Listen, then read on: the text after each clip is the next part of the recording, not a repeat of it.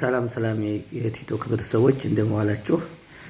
ዛሬ እንደሚታወቀው እርገት ነው። እርገት ማለት ምን ማለት ነው? ማን ነው ያደረገው? እንዴት ነው ያደረገው የሚለውን እንነጋገራለን። እርገት ማለት መውጣት ወላይ ወደ ሰማይ ማረግ ማለት ሲሆን ማን ነው ያደረገው የሚለው እርገት ለስጋ ርደት ለቃል ነውና ጌታችንና አምላካችን መድኃኒታችን ኢየሱስ ክርስቶስ በሐዋርያት ሥራ ምዕራፍ 1 ላይ እንደተናገረው ሐዋርያትን ስለ መንግስተ ሰማያት ሲያስተምራቸው ከቆየ በኋላ መንፈስ ቅዱስን እንደሚላበሱ ከነገራቸውም በኋላ እንዘ ይባርኮሙ ተራቆሙ እየባረካቸው ከፍ ከፍ አለ ወደ ሰማይ አረገ ይላል። እንግዲህ ቀድሞ በሰማይ የነበረ ሰማያዊ አምላክ አይደለም ወይ?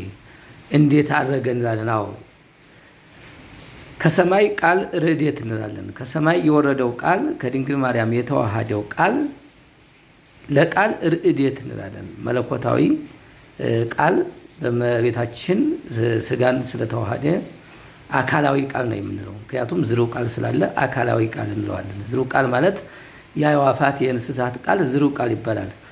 በቅዱስ ገብርኤል አማካይነት ወደ እመቤታችን የመጣው ቃል ግን አካላዊ ቃል ይባላል። እንግዲህ ቃል ከሰማይ ከወረደ ከሰማይ የወረደው ቃል የተዋሃደው ስጋ እንደገና ደግሞ እርገት እንላለን። አዎ በቅዱስ ገብርኤል አማካይነት ወደ ድንግል ማርያም የወረደው ቃል አካላዊ ቃል ከሰማይ ወረደ ወይም ርዴተ ቃል ስንል በቃል አማካይነት መለኮት የተዋሃደው ስጋ ወደ ሰማይ አረገ እንላለን። እርገት ማለት ይህ ነው ማለት ነው። ምክንያቱም ደካማ የነበረው ነገር ግን በቃል አማካይነት መለኮት የተዋሃደው ስጋ ወደ ሰማይ አረገ ማለታችን ነው። ማይሞት ሆነ፣ ሕያው ሆነ፣ ዘላለማዊ ሆነ እንላለን። እንግዲህ አብ ወልድ መንፈስ ቅዱስ ስንል ሚስጥሩ እዚህ ላይ ነው የሚገለጽልን ማለት ነው። ምክንያቱም አብ የወልድ የመንፈስ ቅዱስ ልብ ሲሆን ወልድ የመንፈስ ቅዱስ የአብ ቃል ነው ማለት ነው።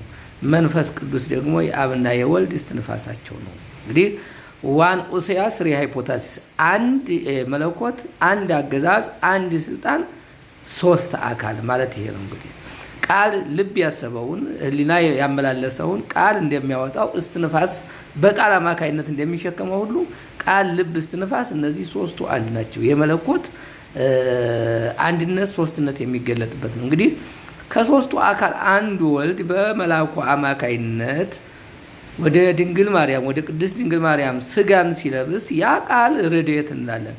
ያ ከድንግል ማርያም የተዋሃደው ቃል ስጋን ደካማ ስጋን ሕያው አድርጎ መለኮት ተዋህዶ ያ ስጋ